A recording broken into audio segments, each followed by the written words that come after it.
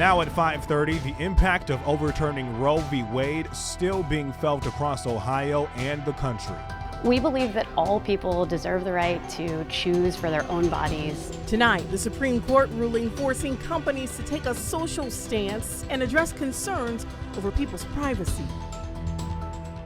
And the controversial decision has one side protesting, the other celebrating. The Right to Life movement has worked for decades to overturn the ruling that legalized abortion. And tonight, News 5's Tracy Carlis begins our in-depth coverage with their side of the debate and their fight that isn't over. The pro-choice movement hit the streets with signs and chants, protesting the Supreme Court's reversal of the landmark Roe v. Wade decision. While they're protesting, pro-life advocates are celebrating. We're grateful for the decision. We're very humbled by this decision, and we know our work has just begun. We have so much more work to do. A victory nearly 50 years in the making. It's a celebration that human lives are supposed to be protected by law.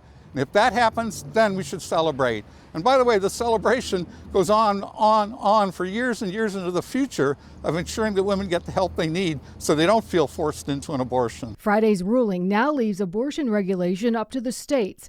In Ohio, the heartbeat bill became law immediately. So right now in the state of Ohio, there can be no abortions after a baby's beating heart can be detected in their mother's womb.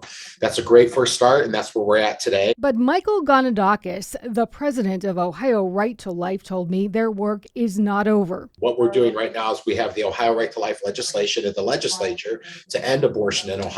We are pretty confident. We're very confident that prior to later this fall, we'll have a bill on Governor DeWine's desk that will end abortion. On Friday, Governor DeWine said the state is investing $1 billion in tax dollars to help pregnant women and their families. Pregnant women, women in need, low-income women, whether it be health care, prenatal care, diapers, formula, WIC, SNAP, housing assistance, rental assistance, utility assistance, whatever they need. We need to ensure we have the strongest social service safety net for women, especially women who find themselves in unattended pregnancy.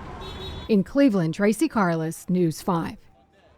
Meantime, the legal fight over abortion here in the U.S. is far from over. 7 states are already enforcing bans with few exceptions, while another 18 are likely to ban or severely restrict services.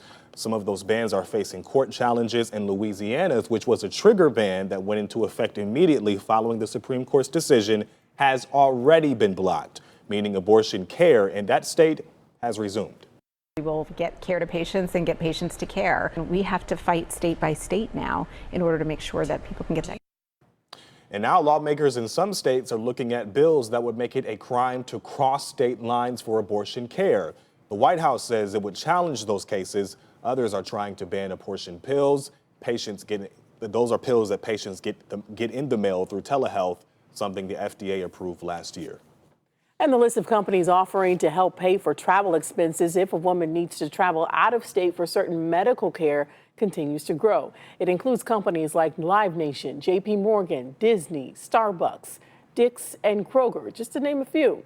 The Cleveland Cavaliers also promising to cover travel costs for employees who leave the state for reproductive health care.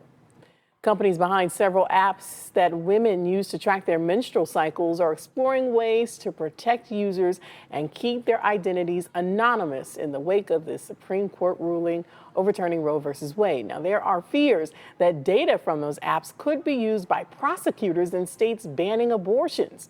Tech experts believe the risk of private user data being shared with law enforcement is low, but they don't want users to have a false sense of security either.